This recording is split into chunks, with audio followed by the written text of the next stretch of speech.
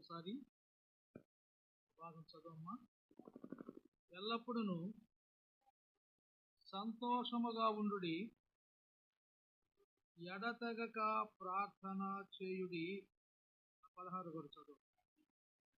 ప్రతి విషయమునందు చాలు, ఎడతెగక ప్రార్థన చేయాలి, ఎడతెగక ప్రార్థన చేయాలి. ఎందుకు మనము ఎడతెగక ప్రార్థన చేయాలి అంటే, ప్రార్థన ఒక విశ్వాసికి ఊపిరి వంటిది. గాలి లేకపోతే ఏదో ఒక రూపాన ఇసురుకుంటానో, ఫ్యాన్ కింద కూర్చోనో, ఇంకొక రకంగానో గాలిని పొందుతాం. కాబట్టి ఎలా పొందుతామో, మనిషి జీవితానికి గాలి ఎంత అవసరమో, విశ్వాస జీవితానికి ప్రార్థన కూడా అంతే అవసరం. గాలి లేకపోతే మనిషి ఏ విధంగా మరణిస్తాడో, అదేవిధంగా ప్రార్థన లేకపోతే విశ్వాసి జీవితంలో ప్రార్థన కానీ లేకపోతే ఆత్మీయంగా విశ్వాసి మరణించేటువంటి వాడుగా ఉంటాడు. ఆత్మ మరణం. ఎందుకంటే ప్రార్థన అనేది చాలా ప్రాముఖ్యమైనటువంటి. నిన్న చెప్పుకున్నాం మనం, ప్రార్థన అనేటువంటి ఆయుధముతో మన మీద దాడి చేసేటువంటి శత్రువులను జయించాలి అని. కాబట్టి అనుక్షణం కూడా మనము బలమైనటువంటి శత్రువులతో పోరాడుతున్నాం. కాబట్టి వారి చేతిలో మనం ఓడిపోకుండా, వారి చేతిలో మనము విజయాన్ని పొందుకోవాలి అంటే, వాటి మీద విజయాన్ని పొందుకోవాలి అంటే ప్రార్థన మనకి ఎంతో అవసరమై ఉన్నది. ప్రార్థన అనేటువంటి ఆయుధముతో మన శత్రువులను మనం జయించేటువంటి వారముగా ఉండాలి. కాబట్టి ప్రార్థన అనేది విశ్వాసికి చాలా ముఖ్యమైనటువంటి. ఎందుకు అంటే, ప్రార్థన ద్వారా పరిశుద్ధాత్మతో నింపబడతాం. మనం ప్రార్థన ద్వారా పరిశుద్ధాత్మతో నింపబడతాం, దేవుని శక్తితో నింపబడతాం. దేవుని శక్తి లేకుండా మన శక్తితోటి మనము లోకాన్ని జయించలేం, మన బలంతో మనము సాతానుని జయించలేం, మన యొక్క క్రియల వలన, సొంత క్రియల వలన మనం ఏది కూడా శరీరాన్ని కూడా జయించలేం. అయితే శరీరాన్ని జయించాలన్నా, లోకాన్ని జయించాలన్నా, సాతానుని జయించాలన్నా మనం ఆత్మతో నింపబడాలి. ప్రార్థన చేసినప్పుడు మనం ఆత్మతో నింపబడతాం. ప్రభువైనటువంటి యేసుక్రీస్తు వారు కూడా ఒక సమయంలో ప్రార్థన చేస్తూ ఉన్నాడు. ఆ ప్రార్థన చేసేటప్పుడు లూకా సువార్త అనుకుంటాను, చూడండి, 3వ అధ్యాయం 21వ వచనము. లూకా సువార్త 3వ అధ్యాయము 21వ వచనం. ప్రజలందరూ బాప్తిస్మము పొందినప్పుడు యేసు కూడా బాప్తిస్మము పొంది ప్రార్థన చేయుచుండగా ఆకాశము తెరవబడి పరిశుద్ధాత్మ శరీరాకారముతో పావురము వలె ఆయన మీదికి దిగివచ్చెను.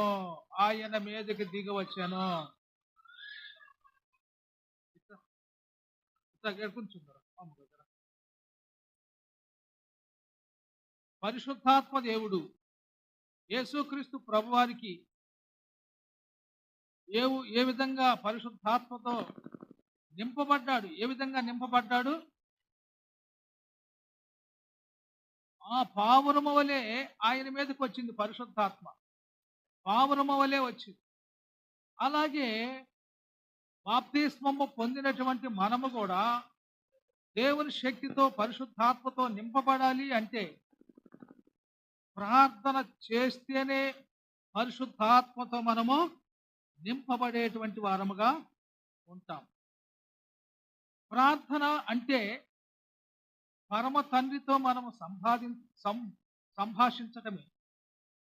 వాక్య ధ్యానము, వాక్యాన్ని బైబిల్ చదవటము, వాక్యాన్ని చదవటము అంటే దేవుడు మనతో మాట్లాడుతున్నాడు. ప్రార్థన చేయటం అంటే దేవునితో మనము మాట్లాడుతున్నాం. కాబట్టి పరలోకపు తండ్రికి మనకి మధ్య జరిగేటువంటి సంభాషణే ప్రార్థన. కాబట్టి అక్కడి నుంచి మనకి జవాబు రావాలి, మన ప్రార్థన ఆయన దగ్గరికి వెళ్ళాలి అంటే ప్రార్థన అనేటువంటి ఛార్జింగ్ మన హృదయంలో ఉండాలి. ప్రార్థన అనేటువంటి ఛార్జింగ్ లేకపోతే మన ప్రార్థన దేవుడి దగ్గరికి వెళ్ళదు. సెల్లులో ఛార్జింగ్ లేకుండా అవతల వ్యక్తులతో మనం మాట్లాడగలమా?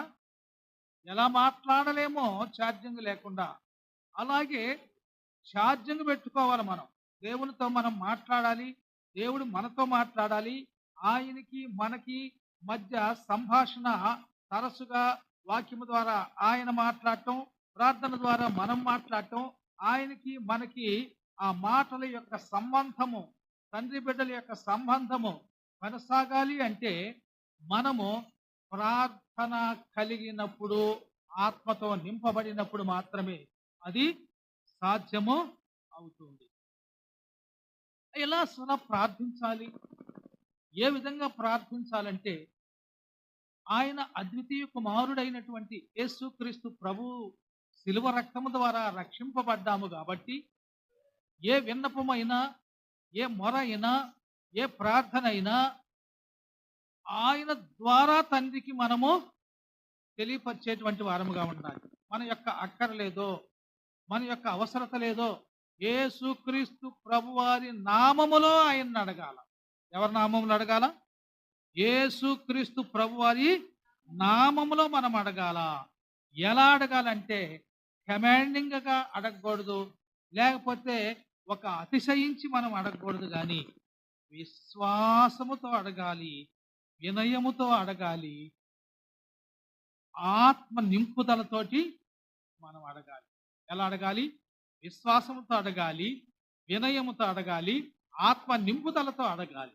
అప్పుడే మన ప్రార్థనకి ఆయన జవాబు అనుగ్రహించేటువంటి వాడుగా, మన మాటలు వినేటువంటి వాడుగా. కాబట్టి ఇక్కడ మనం గమనించినట్లయితే ప్రార్థన ద్వారా పొందేటువంటి బహుమానాలు, ప్రార్థన ద్వారా పొందేటువంటి ఆశీర్వాదాలు ఏంటంటే, మొట్టమొదటిగా ప్రార్థన ద్వారా మనము 32వ కీర్తనల గ్రంథము 32వ అధ్యాయము 5వ వచనం ప్రకారంగా పాప క్షమాపణ పొందుకుంటాం. చదవద్దులేమ్మా.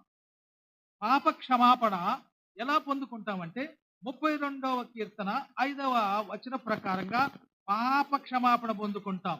ఇది ప్రార్థన ద్వారా వచ్చేటువంటి ఆశీర్వాదాలు. మనకి ఏంటి ప్రార్థన ద్వారా వచ్చేటువంటి ఆశీర్వాదాలు? మొట్టమొదటిగా పాప క్షమాపణ, రెండవదిగా కీర్తనల గ్రంథము 34వ అధ్యాయము 6వ వచనం ప్రకారంగా సమస్యల నుండి విడుదల. సమస్యల నుండి విడుదల అవుతాం. ప్రార్థన ద్వారా వచ్చేటువంటి రెండవ ఆశీర్వాదము సమస్యల నుండి విడుదల అవుతాం.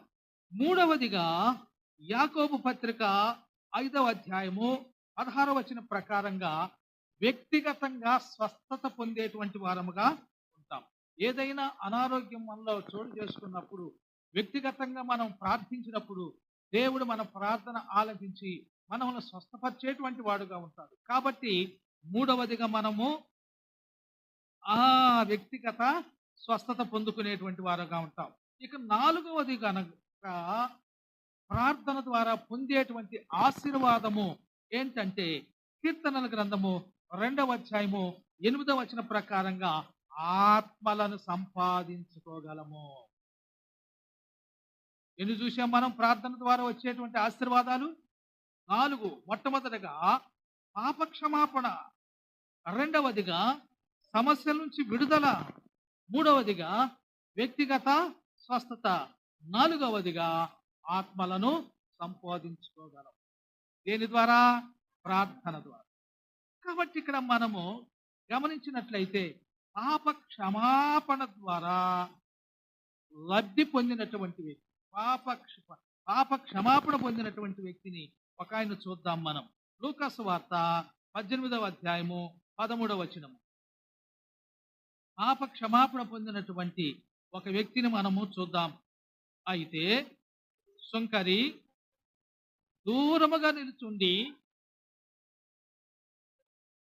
ఆకాశము వైపు కన్నులెత్తుటకైనను ధైర్యము చాలక రొమ్ము కొట్టుకొనుచు, దేవా, పాపినైన నన్ను కరుణించుమని పలికెను.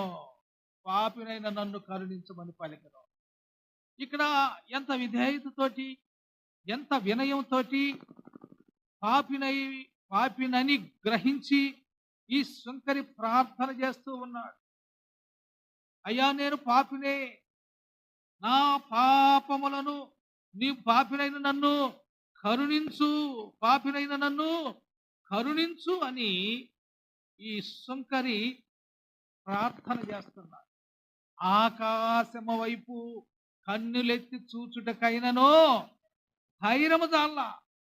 పాపము చేసినటువంటి వాడు, హృదయములో పాపము ఉన్నటువంటి వాళ్ళు సూటిగా ఆ ఎదురు వ్యక్తి వైపు చూడలేరు. మీరు గమనించారా లేదు? ఎప్పుడు పాపము చేసినటువంటి వ్యక్తి తలదించుకొని ఉంటాడు. పాపం ఉన్నటువంటి వ్యక్తి తలదించుకొనే ఉంటాడు. సూటిగా వ్యక్తుల వైపు చూడలేడు పాపము కలిగినటువంటి వ్యక్తి. మీరు గ్రహించారా లేదు? అలాగే దేవుని సన్నిధిలో దేవుడు ఉండేది ఎక్కడ? ఆకాశము వైపు. అయితే పాపిగా ఉన్నటువంటి ఈ సుంకరి దేవుని వైపు చూడటానికి కూడా ధైర్యము చాలక ఏమంటున్నాడు? పాపినైన నన్ను కరుణించు, పాపినైన నన్ను. ఏమంటున్నాడు ఆయన? ప్రభు ప్రార్థన ఆలకించాడా లేదా? ఆలకించాడు. ఏమంటున్నాడు అక్కడ? ఏమంటున్నాడు? అతని కంటే ఇతడు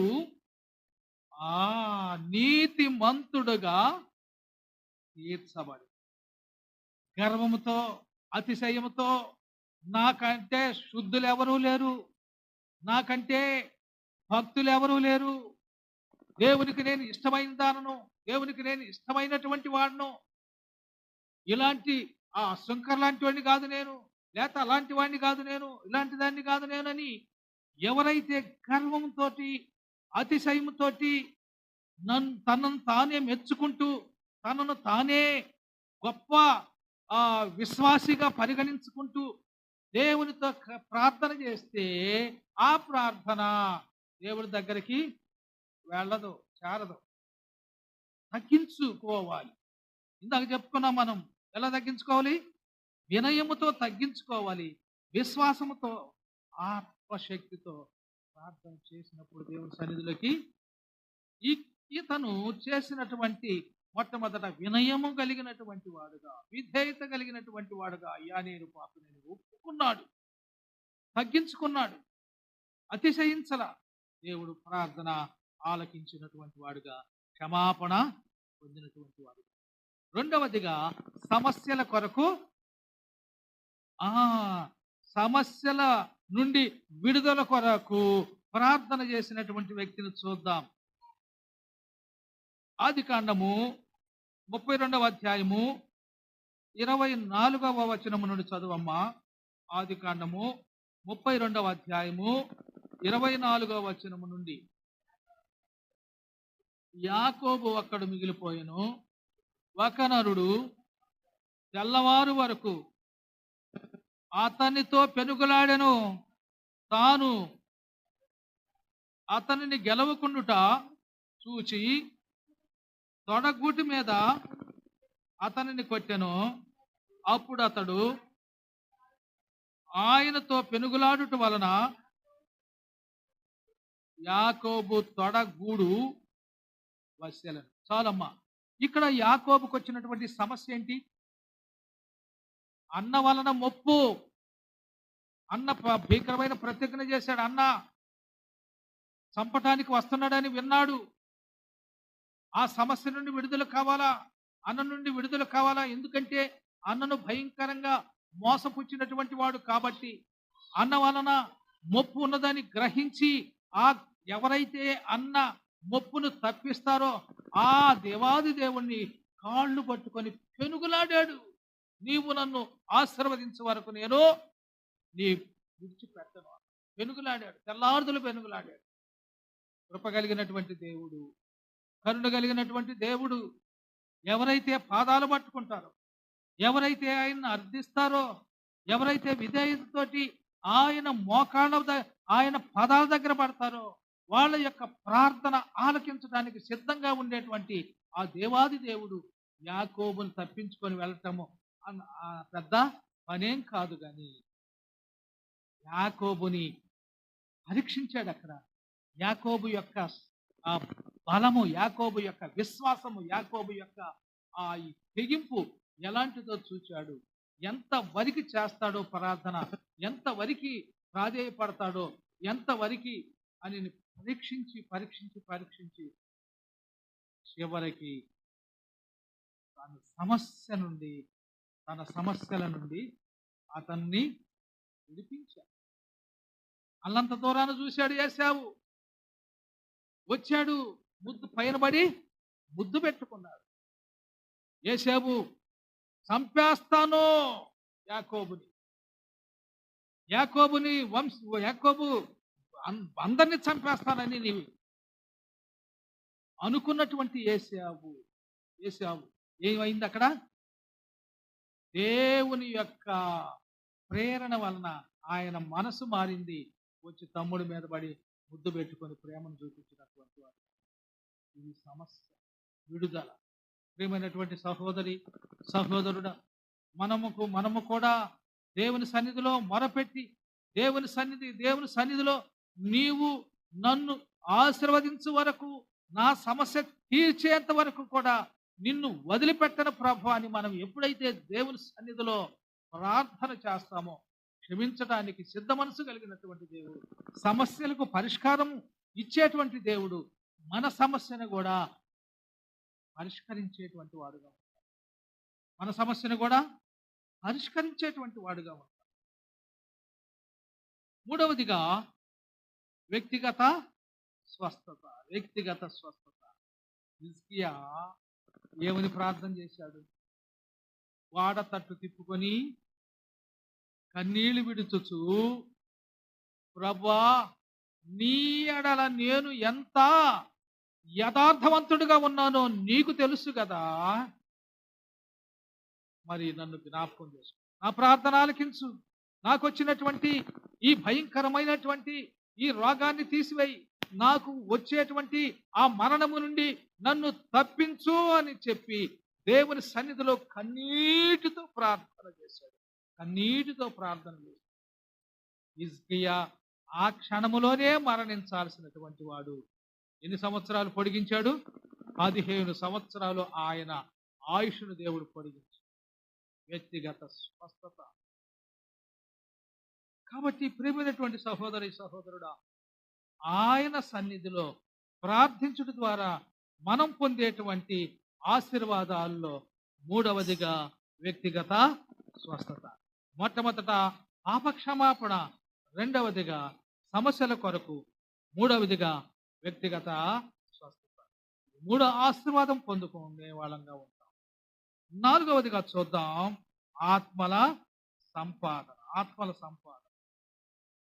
వాళ్ళు ఎవరైనా కావచ్చు, ఇంట్లో వాళ్ళు కావచ్చు, వీధిలో వాళ్ళు కావచ్చు, శత్రువులు కావచ్చు, మన వాళ్ళే కావచ్చు, ఎవరైనా సరే ఒకళ్ళని గురించి మనము ప్రభువులోకి నడిపించాలంటే ప్రభువులో మనము భారంగా ప్రార్థన చేసేటువంటి వారముగా ఉండాలి. వాళ్ళ పక్షాన మనము వేడుకునేటువంటి వాళ్ళముగా, వాళ్ళ పక్షాన మొరపెట్టేటువంటి వాళ్ళముగా, వాళ్ళ పక్షాన ప్రార్థన చేసేటువంటి వారముగా, వాళ్ళ పక్షాన అంగలార్చేటువంటి వారముగా ఉండాలి. అలాగా అంగలార్చి అలాగా ప్రార్థించి తన దాసుని రక్షించుకున్నటువంటి ఒక వ్యక్తిని చూద్దాం. లూకాసు వార్త 7వ అధ్యాయము 7వ వచనము. లూకాసు వార్త 7వ అధ్యాయము 7వ వచనము. లూకాసు వార్త అమ్మా, అందుచేత నీ యొద్దకు వచ్చుటకు పాత్రుడనని నేను ఎంచుకొనలేదు. అయితే మాట మాత్రము నీవు సెలవిమ్ము, అప్పుడు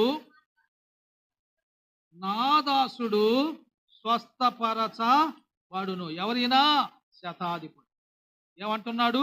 అయ్యా, నా దాసుడికి బాగలేదు, నా దాసుడికి బాగాలేదు కాబట్టి నీవు ఇక్కడ నుండే మాట మాత్రము సెలవిమ్ము.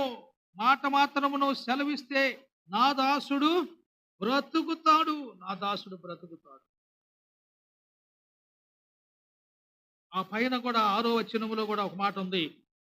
ప్రభువా, శ్రమ పుచ్చుకొనవద్దు, నీవు నా ఇంటిలోనికి వచ్చుటకు నేను పాత్రుడను కాను. ఎంత తగ్గింది, ఎంత విధేయత! నేను పాత్రుడను కాదు, నీవు నా ఇంటిలోకి వచ్చడానికి నేను పాత్రుడను కాదు. అయితే అందుచేత నీ వద్దకు వచ్చుటకు పాత్రుడనని నేను ఎంచుకొనలేదు, కానీ నీవు ఇక్కడుండే మాట మాత్రం సెలవిస్తే నా దాసుడు అక్కడ ఏమంటాడు? అక్కడ ప్రభు చూడమ్మా,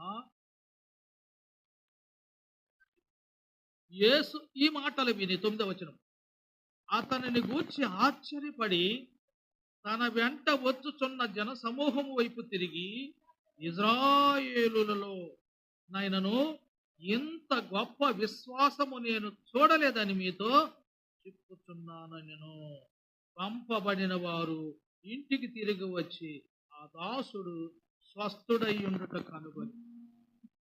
ఎటువంటి విశ్వాసము! ఆ విశ్వాసముతో ప్రార్థించాడు, తగ్గింపు కలిగి ప్రార్థన చేశాడు. ఎప్పుడైతే ఈ విశ్వాసంతో తగ్గింపు కలిగి ప్రార్థన చేశాడో వెంటనే దేవుడు ఆ ప్రార్థన ఆలకించాడు, ఆ ప్రార్థన అంగీకరించాడు. వెంటనే తన దాసుడిని స్వస్థపరిచినటువంటి వాడుగా ఇంటికి వెళ్ళేసరికి హాయిగా లేచి కూర్చొని బ్రహ్మాండంగా ఆరోగ్యం. ప్రియమైనటువంటి సహోదరులు, కాబట్టి మొట్టమొదటగా ప్రార్థన చేస్తే ఆయన నుండి వచ్చేటువంటి ఆశీర్వాదాలు పాపక్షమాపణ, రెండవ ఆశీర్వాదము సమస్యలు పరిష్కారము, మూడవ ఆశీర్వాదము వ్యక్తిగత స్వస్థత, నాలుగవ ఆశీర్వాదము ఆత్మల సంపాదన. ఈ స్వస్థపరచబడ్డాడు ఈ దాసుడు అంటే మనము ఆత్మీయంగా స్వస్థపరచబడ్డాడు అనేటువంటిది నమ్మాలి. శారీరకమైనటువంటి స్వస్థత కాదు, కానీ ఎలాంటి స్వస్థత అంట? ఇది ఆత్మీయ స్వస్థత. ఇక్కడ శతాధిపతి మొరపెట్టాడు, అక్కడ కార్యము. కాబట్టి ప్రియమైనటువంటి సహోదరి సహోదరుడా, మనం కూడా దేవుని నుండి వచ్చేటువంటి ఆశీర్వాదాలు, దేవుని నుండి వచ్చేటువంటి ఆశీర్వాదాల కొరకు మనం కూడా ఈ 4 దేవుని సన్నిధిలో ప్రార్థించి పొందుకునేటువంటి వారముగా ఉండవచ్చు. ఇవన్నీ మనం పొందొచ్చు.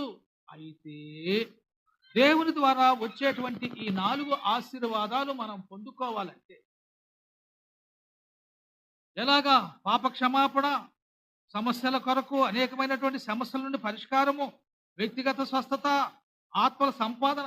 ఈ 4 ఆశీర్వాదాలు మనం పొందాలి అంటే, మన కుటుంబాలు ఆశీర్వదింపబడాలంటే, మన బిడ్డలు ఆశీర్వదింపబడాలంటే, మన ప్రార్థన దేవుడు అంగీకరించాలంటే కొన్ని మనలో ఉండకూడదు. ఏంటి ఆ కొన్ని? ఒక 4 విషయాలు చూసి మనము ముందు కొనసాగుదాం. కీర్తనల గ్రంథము 66వ అధ్యాయము 18వ వచనం.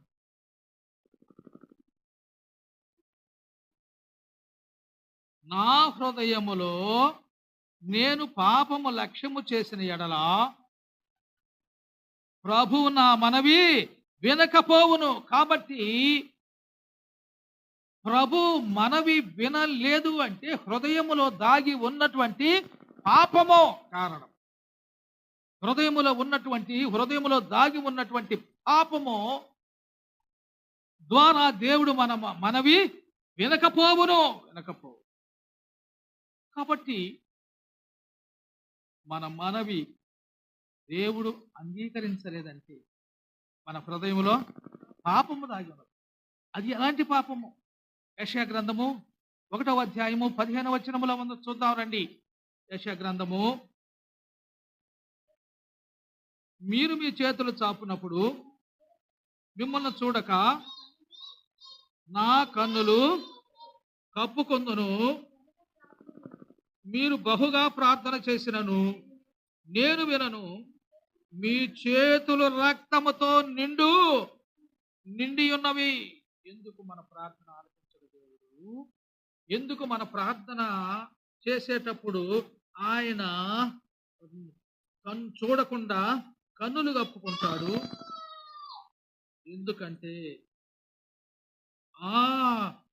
మన చేతులు రక్తముతో నిండుకున్నవి. ఏంటి ఆ రక్తము? ఎలాంటిది ఆ రక్తం అంటే చూద్దాం రండి. 18వ వచనము, మీ పాపములు రక్తము వలె ఎర్రనివి. మీ పాపములు ఎర్రనివి. రక్తము లాంటివి మన పాపాలు. కాబట్టి రక్తము లాంటి మన పాపాలను బట్టి దేవుడు మన చేతులు రక్తముతో నిండుకున్నవి, పాపముతో నిండుకున్నవి కాబట్టి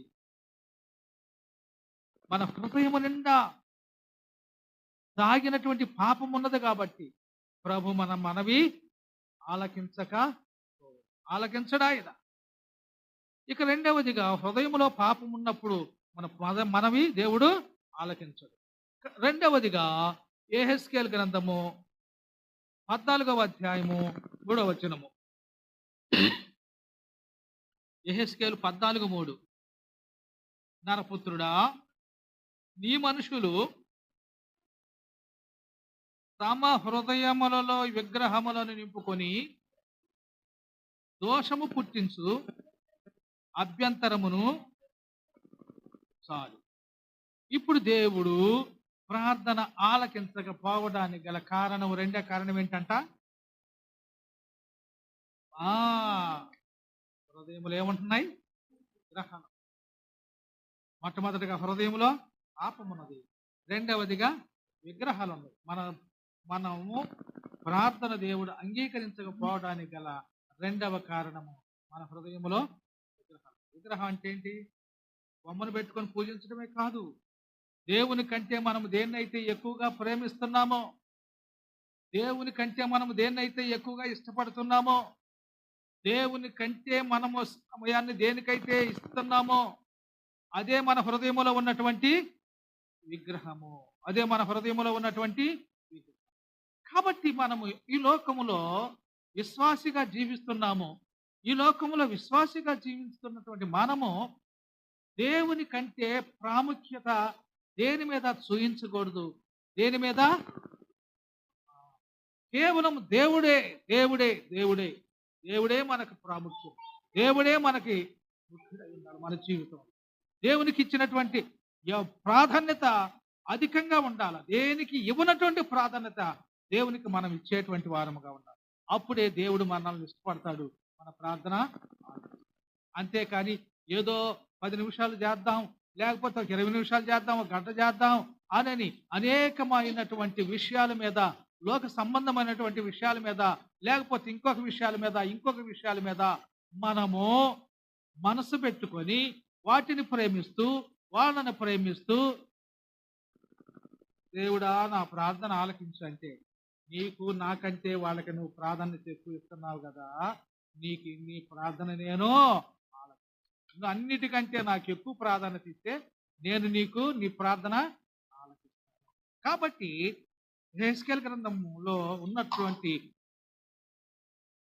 వాక్యానుసారంగా హృదయములో విగ్రహములు తీసివేసుకుంటేనే మనము మన ప్రార్థన దేవుడు ఆలకిస్తాడు. రెండవదిగా సామెతల గ్రంథము 28వ అధ్యాయము 9వ వచనం. సామెతలు 28:9. ధర్మశాస్త్రము వినబడకుండా చెవిని తొలగించుకొని వాను ప్రార్థన హేయము. చాలు, ఇంకంతకంటే మంచి. ధర్మశాస్త్రాన్ని వినకుండా చెవి మూసుకుంటే ఆ ప్రార్థన దేవుడు, మన ప్రార్థన దేవుడు ఆలకించే. వాక్యాన్ని మనం వినేటువంటి వారముగా ఉండాలి. ప్రార్థన కూడిక కానీ, వాక్య కూడిక కానీ, లేకపోతే సువార్త కానీ, లేకపోతే ఆరాధన కానీ, వల్ల కానీ, ఏదైనా కానీ సంఘములో జరిగేటువంటి ప్రతి కూడికలో వాక్యాన్ని మనం వినకుండా ఇంటి దగ్గరే కూర్చొని చెవులు మూసుకొని ఎడకొచ్చినా కానీ నిద్రపాత, ఏడకొచ్చినా కానీ మనం అన్య మనస్కతతో కానీ ఉన్నట్లయితే, వాక్యాన్ని మనము శ్రద్ధగా వినకపోతే, వాక్యాన్ని మనం నిర్లక్ష్యం చేస్తే మన ప్రార్థన దేవుని దగ్గరకు వెళ్ళదు. అంతే. 4వదిగా గమనిద్దాం. యాకోబు పత్రిక, యాకోబు పుస్తకము 1వ అధ్యాయము 6-7 వచనాలు. యాకోబు, అతడు ఏమాత్రమును సందేహింపక సందేహిస్తుంటాం, అనుమానిస్తుంటాం. ఆయన శక్తిని, ఆయన బలాన్ని మనము సందేహించేటువంటి వారముగా ఉంటాం. అలా సందేహించకుండా ఎప్పుడైతే మనము విశ్వాసముతో ప్రార్థన చేస్తామో, ఎప్పుడైతే మనము అది మనకి ఇవ్వబడుతుంది, దేవుడు మనం అడిగింది ఖచ్చితంగా మనకిస్తాడు అని మనం ఎప్పుడైతే మనము అనుకుంటామో, అప్పుడే మార్కు సువార్త 11వ అధ్యాయం 24వ వచనములో ఒక మాట ఉంది. మార్కు సువార్త 11:24. మార్కు సువార్త 11:24. అమ్మా, అందుచేత ప్రార్థన చేయునప్పుడు మీరు అడుగుచున్న వాటిని ఎల్లను పొంది ఉన్నామని నమ్ముడి, అప్పుడు అవి మీకు కలుగును. మనము ప్రార్థన చేస్తున్నప్పుడు ఆ ప్రార్థన దేవుడు ఆలకించి అవి మనం పొందుకున్నాము అనేటువంటి సత్యాన్ని మనము గ్రహించినప్పుడే, అవి గ్రహించినప్పుడే ఇస్తున్నాడు దేవుడు మనకి. మనం అడిగింది ఇస్తున్నాడని మనం నమ్మినప్పుడే అది మనకి అనుగ్రహించబడుతుంది. అంతేకాని సందేహిస్తూ ఏదో ప్రార్థన చేద్దాం, ఇస్తాడో ఈడో, అన్నను అడుగుదాం, ప్రార్థన చేస్తాడు, ఇస్తాడో ఈడో, అన్న ప్రార్థన చేస్తే ఇస్తాడో ఈడో, మనం ప్రార్థన చేస్తే ఇస్తాడో ఈడో, అదే ఒక రాయేసి చూద్దాం, ఇంతగాని అవిశ్వాసంతో ప్రార్థన చేస్తే దేవుడు ఆ సందేహించేటువంటి ప్రార్థన దేవుడు అస్సలు ఆ ప్రార్థన దేవుడు అసలు ఆలకించడు. నేను 1-2 సార్లు చెప్పాను మీకు, మరలా జ్ఞాపకం చేస్తున్నాను. వర్షాల కొరకు ప్రార్థన చేస్తున్నారు సంఘం అంతా. రేపు మధ్యాహ్నం అందరూ రండి, వర్షం పడటం లేదు, పంటలు పండటం లేదు, కరువు వచ్చేస్తుంది, కాబట్టి వర్షం కొరకు ప్రార్థన చేద్దాము, రేపు అందరూ వచ్చి రండి సంఘస్థులని ప్రకటన చేశాడు పాస్టర్. సేవకుడు ప్రకటన చేశాడు. అందరూ కూడా సేవకుడు చెప్పినట్లుగా వచ్చారు. ఒక చిన్న పిల్ల వస్తా గొడుగు తీసుకొచ్చుకుంది. నవ్వారు. ఏంటి గొడుగు తీసుకొచ్చుకున్నామంటే, వర్షం వస్తుంది కదా, సాయంకాలం మనం బాబోయేలేకి వర్షం వస్తుంది, మరి వర్షంలో తడుచుకుంటూ పోవటం ఎందుకు, అందుకని గొడుగు తెచ్చుకున్నాను. ఆమె ఎంత విశ్వాసం, ఆ అమ్మాయిది విశ్వాసం కాదా? విశ్వాసి. వీళ్ళందరూ ఏదో ప్రార్థన చేద్దాం, సేవకుడు పిలిచాడు కాబట్టి, ఆయన పిలిస్తే పోకపోతే ఏమో బాగుండదు కాబట్టి సేవకుడు మాటకు లోబడి వాళ్ళు వచ్చారు. కానీ నిజంగా దేవుడు కాడ మనం ప్రార్థన చేస్తాం కాబట్టి అది దేవుడు మనకి ఇస్తాడని ఎవరు నమ్మలేదు. కానీ చిన్న బిడ్డ అంతలా ఎండల్లో నవ్వారు. ఏది పిచ్చిదాన గొడుగు చేసుకొచ్చుకున్నావు, ఈ అన్నంత పోయి దేవుడు నీకు వర్షం వస్తుందా? ఎందుకు రాదండి? వర్షం రావటానికి కదా మనం ప్రార్థన చేస్తుంది. మన ప్రార్థన దేవుడు ఆలకిస్తాడు కదా. ఎంత ఇది ఉన్నా కానీ దేవుడు వర్షం ఇస్తాడు కదా.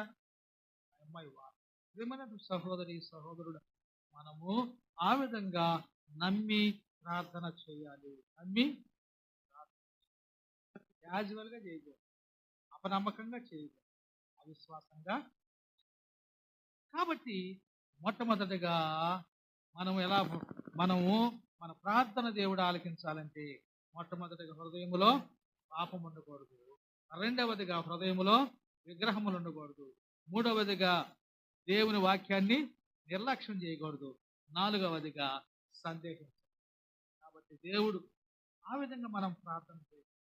ప్రతి విషయములో మనము ఆయన్ని సంతోషపెడుతూ, హృదయములో పాపం లేకుండా, విగ్రహము లేకుండా, దేవుని వాక్యాన్ని నిర్లక్ష్యం చేయకుండా, మనము ఆయన యొక్క శక్తిని సందేహించకుండా ప్రార్థన చేసి మనము పొందుకునేటువంటి వారముగా.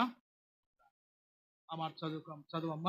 మొదటి తెస్సలోనికీయులకు రాసిన పత్రిక 5వ అధ్యాయము. ఎడతెగక ఎల్లప్పుడూ సంతోషముగా ఉండుడి, ఎడతెగక ప్రార్థన చేయి. కాబట్టి ఆ విధంగా మనము ఎంత ఎక్కువగా ప్రార్థన చేస్తామో అంత ఎక్కువగా దేవుని శక్తిని పొందుకుంటాం, దేవుని ఆత్మతో నింపబడతాం. మన ప్రార్థన